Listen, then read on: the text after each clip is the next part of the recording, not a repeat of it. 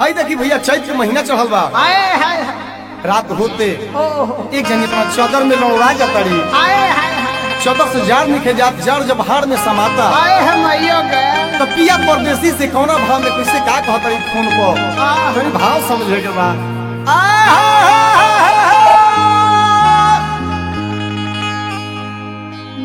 राम चैत की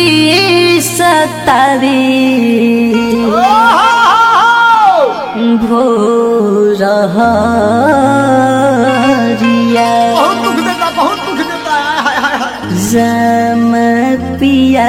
परदेसी बड़ा दुख होता। जल्दी घर चला तो बर्दाश्त के बाहर होता। बाप रे बाप घरिया जा धरिया कवरिया राम पिया परदेसी घरिया जा धरिया कवरिया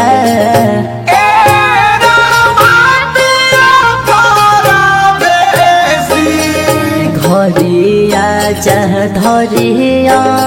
कवरिया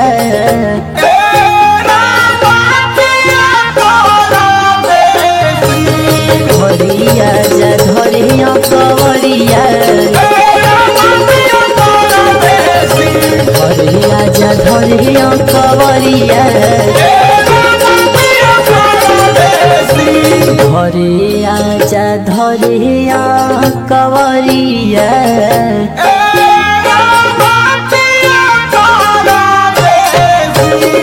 घरिया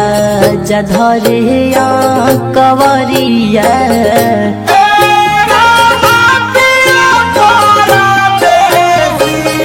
घरिया जा धरिया कवरिया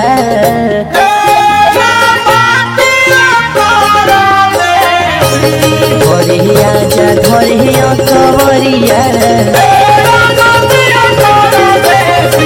घरिया जा धरिया कवरिया चैत की सतावे भोर हरिया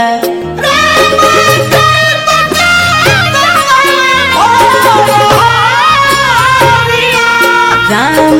चैत के सतावे भोर हरिया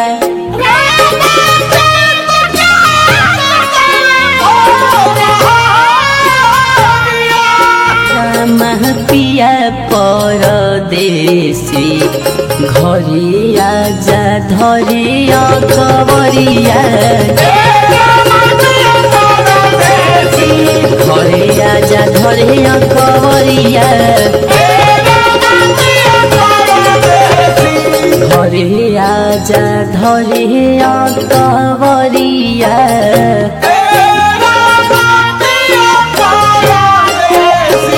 घरिया जा धरिया कवरिया घरिया जा धरिया कवरिया घरिया जा धरिया कवरिया राम चैत के सतावे भोर हरिया राम चैत के सतावे भोर हरिया राम पिया परदेसी घरिया जा धरिया कवरिया घरिया जा धरिया कवरिया घरिया जा धरिया कवरिया घरिया जा धरिया कवरिया घरिया जा धरिया कवरिया घरिया जा धरिया कवरिया घरिया जा धरिया कवरिया घरिया जा धरिया कवरिया घरिया जा धरिया कवरिया घरिया जा धरिया कवरिया घरिया जा धरिया कवरिया घरे आजा धरिया कवरिया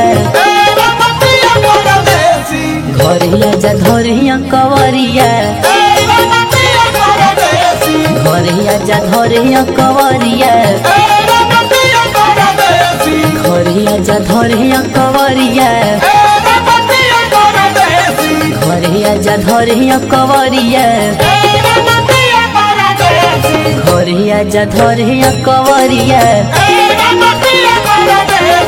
घरे आजा धरिया कवरिया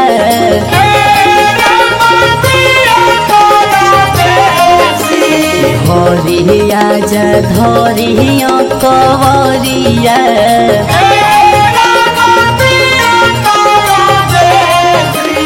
घरे आजा धरिया कवरिया घरे आजा धरिया कवरिया रामा चैत के सतावे भोरहरिया रामा चैत के सतावे भोरहरिया रामा पिया परदेसी घरे आजा धरिया कवरिया घरे आजा धरिया कवरिया घरे आजा धरिया कवरिया